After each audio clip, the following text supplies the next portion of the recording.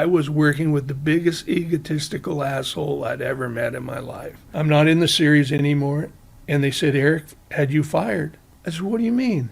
How did he do that? For decades, fans of Chips believed the on-screen partnership between John Baker and Punch was as genuine, off-screen as it appeared on Saturday night TV. Larry Wilcox and Erik Estrada, two icons of the late 1970s, helped turn Chips into one of television's most beloved cop dramas.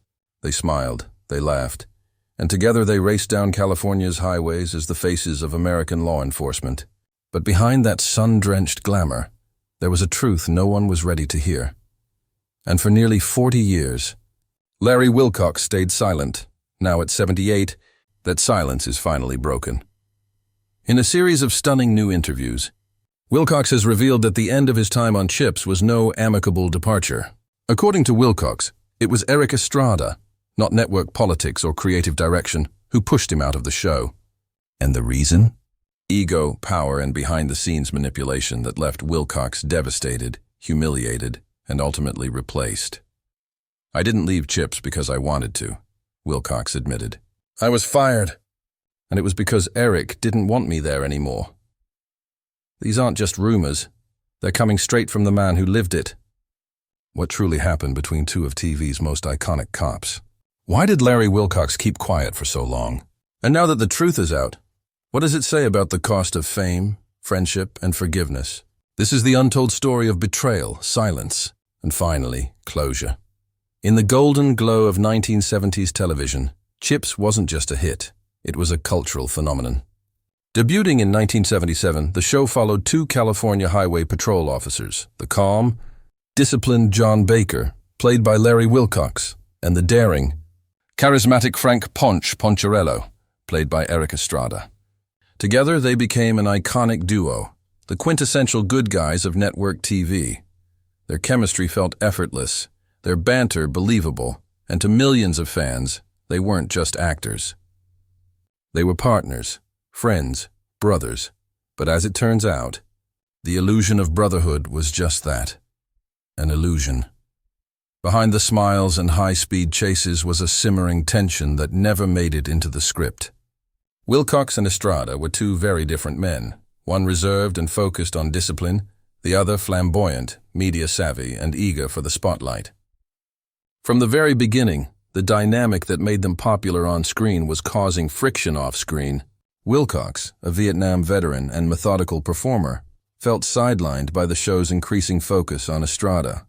He noticed scripts shifting toward Ponch's heroics, and scenes designed to highlight his partner's charisma, often at the cost of Wilcox's character.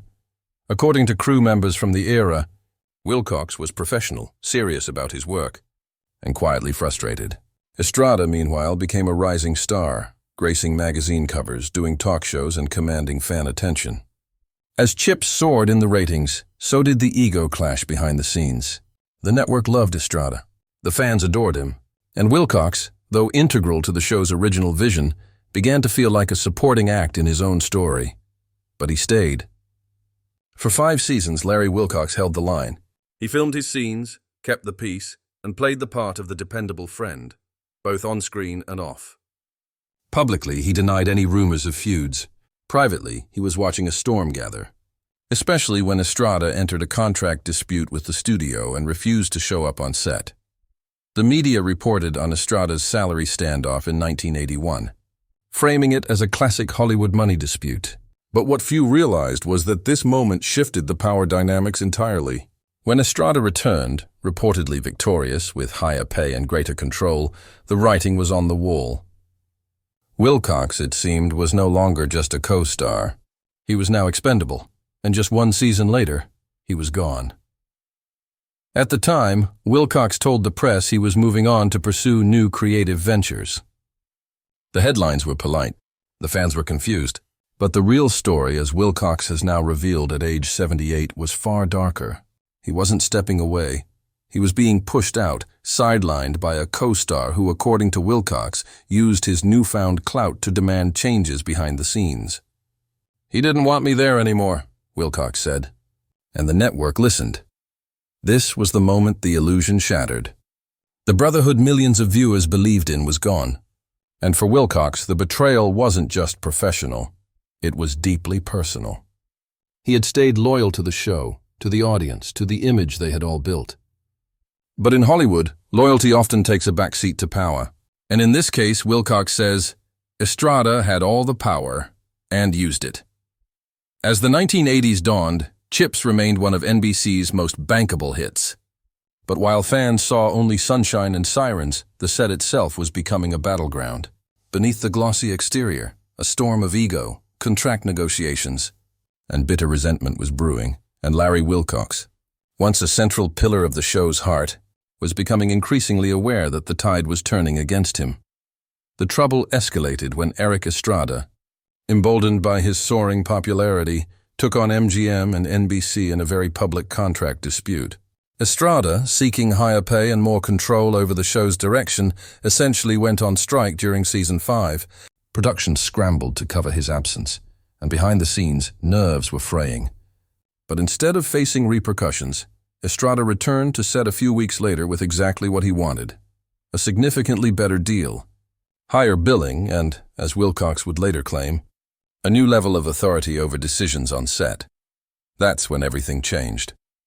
According to Wilcox, Estrada didn't just come back with more money, he came back with demands. He had the leverage, Wilcox said in a recent interview, and one of the things he demanded was me gone. The studio, worried about jeopardizing syndication and unwilling to risk losing Estrada again, complied. But they did it quietly. No firing papers, no dramatic blow-up, just a subtle shift, scenes rewritten, production schedules altered, meetings held without Wilcox in the loop, and then the call: he was out. The press release was sanitized. Wilcox, it said, had chosen to pursue other opportunities, an all-too-familiar phrase in Hollywood when someone's been pushed out, but no one wants the public fallout. For decades, Wilcox stuck to that line. He never aired the dirty laundry. He never pointed fingers. Not out of fear, he says now, but out of dignity. I didn't want to be seen as bitter, he explained. And I didn't want the fans to feel like they'd been lied to. But now, at 78, Wilcox no longer feels the need to protect that illusion. In podcast interviews and recent appearances, he has laid bare the truth, that he was let go at the height of the show's success because he didn't play the game the same way Estrada did. He didn't have the agents, the lawyers, the media training. He didn't flirt with fame. He simply wanted to act, to work, to contribute. And yet, in a town where charm and clout often win over quiet integrity, that wasn't enough. Even more painful, Wilcox says, was that no one stood up for him. Not the network, not the showrunners, and certainly not Estrada. He never said a word, Wilcox recalled. Not even to my face. Just gone. The betrayal, wrapped in silence, cut deeper than any public feud could have. And for years, Wilcox wrestled with it. Not just the professional loss, but the emotional toll of being cast aside by someone he once called a friend. Still, Wilcox refused to publicly attack Estrada. He focused on family, on independent projects, and on surviving in an industry that had quickly moved on without him. But the wound remained, and even now, nearly 4 decades later, the pain is audible in his voice when he talks about those final days on Chips, the scripts he never got to finish, the fans he never got to say goodbye to, and the co-star he never truly knew. For Larry Wilcox, leaving Chips wasn't just the end of a job. It was the sudden erasure of everything he had built. While fans tuned in week after week unaware of the backstage drama, Wilcox quietly disappeared from their screens, his character written off without fanfare. It was more than a creative decision. It was a message, one that echoed in his mind long after the cameras stopped rolling. You're replaceable. In the years that followed, Wilcox kept moving forward, but the sting of betrayal never really left. The industry, it seemed, didn't know what to do with him after Chips. Offers slowed, roles became fewer, and the name Larry Wilcox gradually faded from the A-list spotlight. In interviews from that period, he remained cordial, even upbeat, never revealing the pain beneath the surface. But inside, he was furious, hurt, and in his own words, carrying a weight I didn't know how to let go of. Estrada, meanwhile, continued on. He remained the face of Chips, benefiting from the show's syndication and legacy tours, making appearances, and embracing the fame that had once been shared. For Wilcox, watching from the sidelines was like reopening an old wound year after year. And still, he said nothing. No interviews, no public takedowns, no scandalous memoirs. Just silence. Until now. If you've made it this far, take a moment to like, subscribe, and drop a comment below. Do you think long-kept Hollywood secrets like this should be exposed? Or should some things stay behind the curtain? Your voice matters, and your support helps us keep telling the stories that others won't. The silence wasn't weakness. It was survival. Wilcox focused on his family, started a production company, and quietly carved out a life far from the tabloid lights. But the bitterness lingered, creeping into moments of reflection. I kept asking myself, he recently shared, what did I do wrong? Was I not good enough? Was I too quiet? The betrayal had shaped him more than he realized. Not just as an actor, but as a man. And then, something changed. In his late 60s, decades after the height of his fame, Larry Wilcox began to reassess. His children were grown. The industry no longer had any hold over him. And most of all, he was tired of carrying the resentment. In a quiet, almost spiritual transformation, Wilcox decided to forgive. Not for Estrada, but for himself. I realized I was holding on to something that wasn't serving me anymore, he said. I was still letting someone else's actions define my peace. That shift opened the door to a form of reconciliation, not a public reunion or dramatic apology, but a quiet understanding. Wilcox and Estrada have reportedly spoken in recent years. The bitterness is gone. The scars remain, but the anger has softened. In Wilcox's own words, I don't wallow in vengeance anymore. I just appreciate the journey. It's a powerful admission. In a business that feeds on grudges and public drama, Wilcox's path is refreshingly human. He never got the headlines he deserved, the respect he earned, or the goodbye he wanted. But in letting go, he found something far more rare in Hollywood: peace. Today, Larry Wilcox is 78 years old. He lives far from the spotlight that once surrounded him, but the shadows of Chips still follow. The show defined a generation of television. Its sunny police chases, brotherly banter, and effortless chemistry between two patrolmen riding side by side. But for Wilcox, that legacy has always been a double-edged sword. While fans remember John Baker with fondness and nostalgia, few knew the pain that came with playing him. And fewer still knew the truth behind his abrupt exit. Until now, the recent wave of interviews and podcast appearances where Wilcox has finally told his side of the story have struck a nerve with longtime fans. For decades, many wondered why one half of their favorite TV duo vanished without a real goodbye. Now they understand. He didn't walk away, he was pushed. And not by the network or the writers or fate. According to Wilcox, it was Erik Estrada himself who demanded his removal. And yet, this revelation isn't a smear campaign. It's a reckoning. Wilcox isn't out for revenge. There are no lawsuits, no calls for cancellation, no angry exposés. What he wants now, more than vindication, is clarity, closure, a chance for people to see the full picture.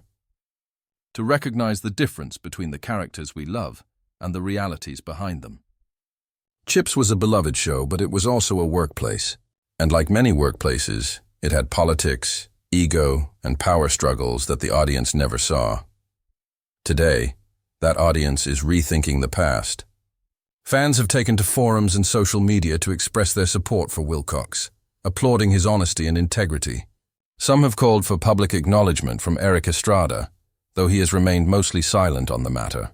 Others are simply grateful to finally understand why the man who gave them so many heartfelt moments on screen was taken from them without warning. And what of Wilcox's legacy? In many ways, it's stronger than ever. Not because he shouted the loudest, but because he waited until the noise had faded to speak with truth. In an industry that often rewards scandal and spectacle, Larry Wilcox has offered something else: perspective. The quiet courage to revisit old wounds not with rage, but with wisdom. In a recent interview, when asked if he regretted staying silent for so long, Wilcox answered simply, "No, I wasn't ready. I didn't want to come from a place of anger. Now, I just want people to know what really happened. That's all. And perhaps that's what makes his story resonate. It's not just about being wronged, It's about how you respond to it. While others might have lashed out or capitalized on bitterness, Wilcox chose grace. He chose to share his truth, not to tear others down, but to lift the weight he'd carried for over 40 years. Now, as fans look back on Chips, they do so with a deeper understanding. Not just of the show, but of the people behind it. And of the cost that sometimes comes with staying silent until the time is right to finally speak. Larry Wilcox may have been written off Chips, but in the end his story was never finished, only delayed. Now, the final chapter has been written by him.